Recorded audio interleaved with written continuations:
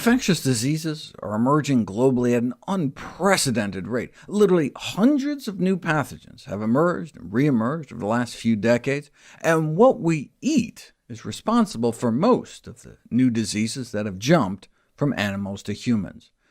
In response to the torrent of emerging zoonotic, or animal-to-human diseases, three of the world's leading authorities, the World Health Organization, the Food and Agriculture Organization of the United Nations, and the World Organization for Animal Health, held a joint consultation to determine the key underlying causes. First on their list was the increasing demand for animal protein. The greatest swords of Damocles dangling are the H5 and H7 bird flu viruses blanketing much of the Earth. A bird flu pandemic could be devastating, given their current upwards of Ebola-like flip-of-the-coin death rates. Given that the emergence of these deadly bird flu viruses, H5N1 and H7N9, are linked to intensification of the poultry sector, there have been calls for the deindustrialization of animal production. For example, as suggested here in the Annals of the New York Academy of Sciences, replacing large industrial units with smaller farms with lower stocking densities, potentially resulting in less stress, less disease susceptibility, less intense infectious contact, and smaller infectious loads. Maybe they're the ones that could use a little social distancing. The American Public Health Association, the largest and oldest association of public health professionals in the world, has called for a moratorium on factory farming for nearly 2 decades now. Maybe COVID-19 is the dry run we needed, the fire drill to awake us from our complacency and reform the food system before it's too late. But if, as the Food and Agriculture Organization of the United Nations visualized it, the next pandemic starts with increased demand for poultry products, before ending up with human-to-human transmission, maybe we need to move beyond just giving these animals some more breathing room. This editorial in the Journal of the American Public Health Association goes beyond just calling for a de-intensification of the poultry industry, questioning the prudence of raising so many animals for food in the first place.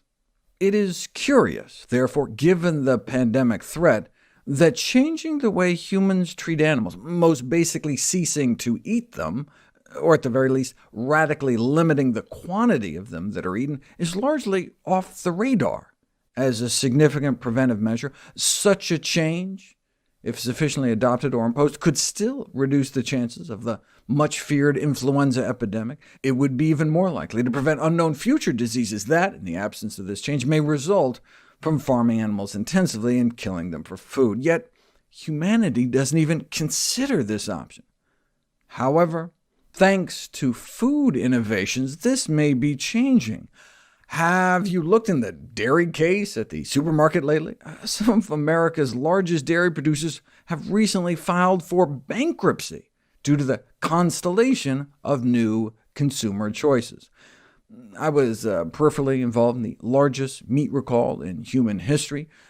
Remember the footage of the cows getting forklifted? A hidden camera investigation at a California slaughter plant for spent dairy cows led to a recall of nearly 150 million pounds of beef for violations of food safety rules meant to protect the public from mad cow disease. Downed dairy cows, too sick to even walk, were being dragged to slaughter with chains into the federal school lunch program.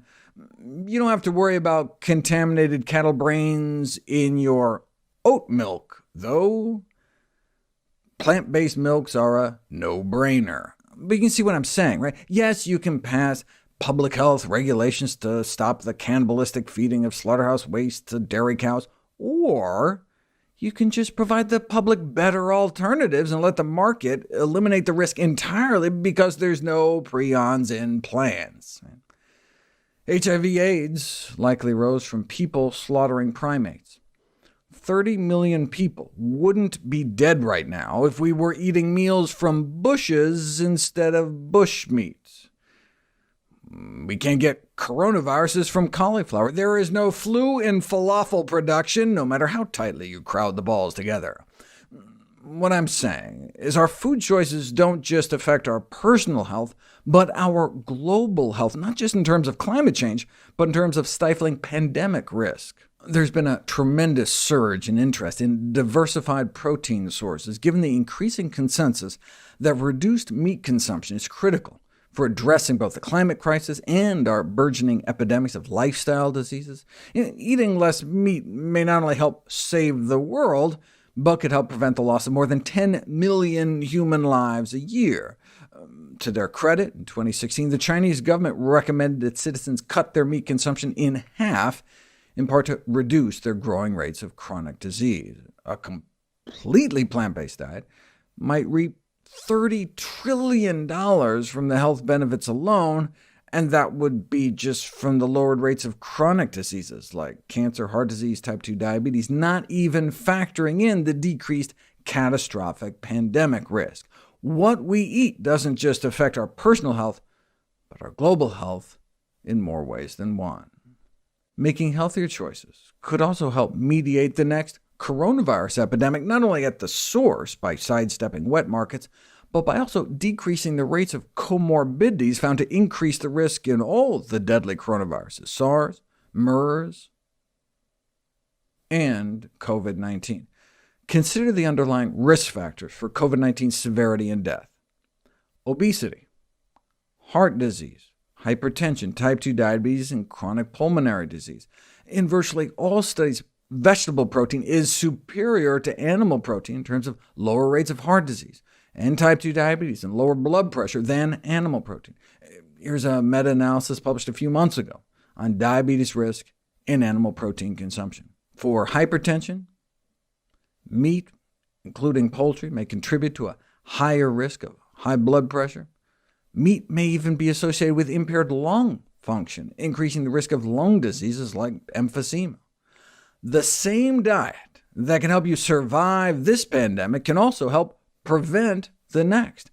So instead of propping up the meat industry to the tune of $100 million taxpayer dollars a month and forcing meat plants to stay open, pandemic-proof your diet. Thankfully, expanded options are now hitting the meat case as well. No longer a niche market for vegetarians, major meat producers have started blending in vegetable proteins to make hybrid meat products like Purdue's Chicken Plus Nuggets or Tyson's Whole Blend Sausage Links. Smithfield, the world's largest pork producer, recently debuted an entire line of plant-based products. Hormel has a new plant-based line too. The purveyors of Spam now believe in the power of plants. Check out this headline from a few weeks ago. KFC to roll out Cargill's plant-based chicken across China. Talk about a cultural revolution. And we're not talking about tofurkey. Cargill is America's largest private corporation and one of the biggest meat packers in the world. How many fewer curly-tailed viral mixing vessels are there now that Dunkin' Donuts has a meat-free breakfast sausage? How many fewer hens are packed beak to beak now that egg-free mayo has taken the sandwich spread sector by storm? Quorn, a brand of meat-free meat made from the mushroom kingdom, opened a single facility that can produce the meat equivalent of 20 million chickens per year. These products may not be the healthiest from a personal standpoint. A donut sandwich without pork is still a donut sandwich. But hey, swap in an egg-free omelet from Tim Hortons, and from a pandemic standpoint, zero risk. Doesn't necessarily have to be plants, though. In this review on food systems in the era of the coronavirus, they noted that researchers are seeking alternative protein sources everywhere. Can't think of any possible alternatives to cow's milk? How about cockroach milk? I mean, you think almond milk is nuts? How about some of this on your cornflakes? Could be healthier than cow's milk, and hey, no lactose, no dairy allergy problems? An important alternative. I mean, I can't imagine anything else you can make milk out of. And gluten-free, too. The only downside, evidently, was the flavor, but the researchers, perhaps funded by Big Bug, chalk this up to the fact that the judges knew there were cockroaches in the bread, and so they were all just biased. I think I'll stick with the plans. But if you're like, you'll have to pry that pork chop from my cold, dead hands, we may be able to have our meat and eat it too. An even more innovative approach to pandemic prevention was suggested by Winston Churchill in 1932.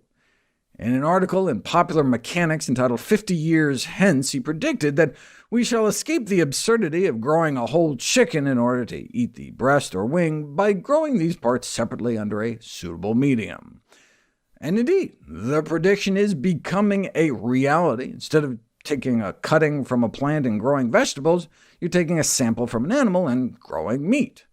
Potentially lots of meat, like maybe 1 billion pounds from a single sample.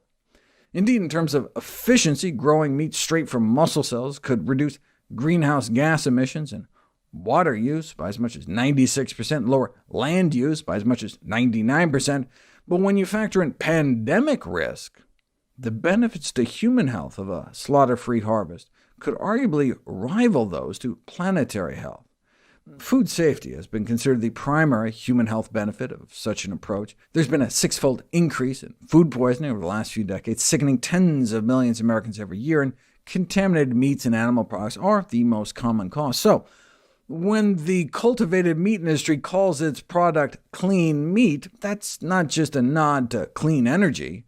Food poisoning pathogens like E. coli, Campylobacter, and Salmonella are due to fecal residue, traces of which are found on most poultry sampled in the United States and about half of retail ground beef and pork chops. They're intestinal bugs, so you don't have to worry about them if you're producing meat without intestines. You don't have to cook the crap out of meat if there's no crap to begin with. Just like you don't have to worry about brewing up new respiratory viruses that could kill millions of people if you're making meat without the lungs. A culinary choice in South China led to a fatal infection in Hong Kong and subsequently to 8,000 cases of severe acute respiratory syndrome, SARS, and nearly 1,000 deaths in 30 countries on 6 continents. If only we had learned our lesson then. We may be one bushmeat meal away from the next HIV, one pangolin plate away from the next killer coronaviruses, and one factory farm away from the next deadly flu. Tragically, it may take a pandemic with a virus like H5N1 before the world realizes the true cost of cheap chicken.